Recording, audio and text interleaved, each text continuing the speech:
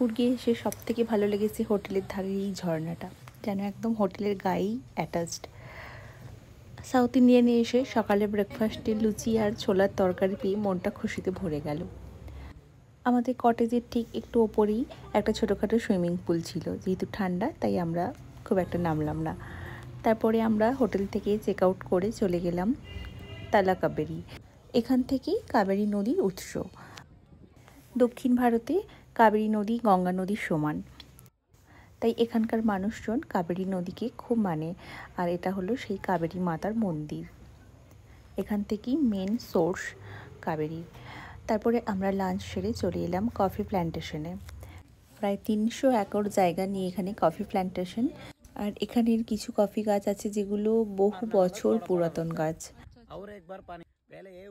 একজন গাইডার ছিলেন যিনি আমাদেরকে গাইড করছিলেন। সাথে দেখলাম গোলমরিচের গাছ। গোলমরিচের গাছটা আমাদের দেশের দিকেও দেখতে পাওয়া যায়। আর এটা হলো তেজপাতা, আর এটা হলো ব্ল্যাক কার্ডামম, কালো এলাচের গাছ। ফার্স্ট টাইম আমি এলাচের গাছ দেখলাম। এটা ইদানা লিফ, জানি না এটা কি। আর এটা হলো লাল চন্দনের গাছ। আমরা তাই বলা বলি করছিলাম পুষ্পা মনে হয় এখানেই আসে চন্দন গাছ কাটতে। জাস্ট মজা করলাম। ভিউজটা ভীষণ সুন্দর আশেপাশে। চারিদিকে তো কফি বাগান দেখে আমার মনটা পুরো ভরেই গেছিলো। ক্লাইমেটটা দারুণ সুন্দর। লাকিলি এত সুন্দর ক্লাইমেট পেয়েছি।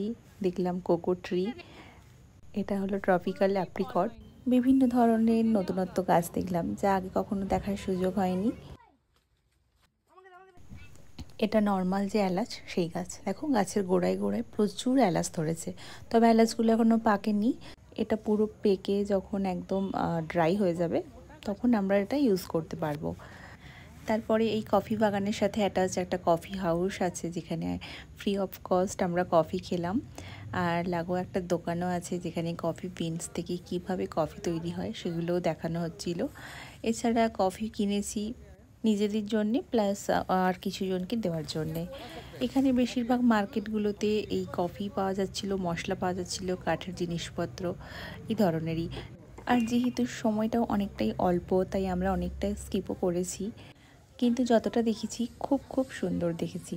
জানো তো এখানে দেখলাম ওয়ার্ল্ডের এক্সপেন্সিভ কফি, যেটা কিনা কোনো একটা জংলি বেড়াল বা সিভেট ক্যাট কফি বিনস খাওয়ার পরে ওটা ডাইজেশন হয়ে গেলে যে পটিটা করে, সেই পটিটাকে প্রসেসিং করার পরে এই কফিটা তৈরি হয়, যেটা নাকি ওয়ার্ল্ডের সবথেকে দামি কফি।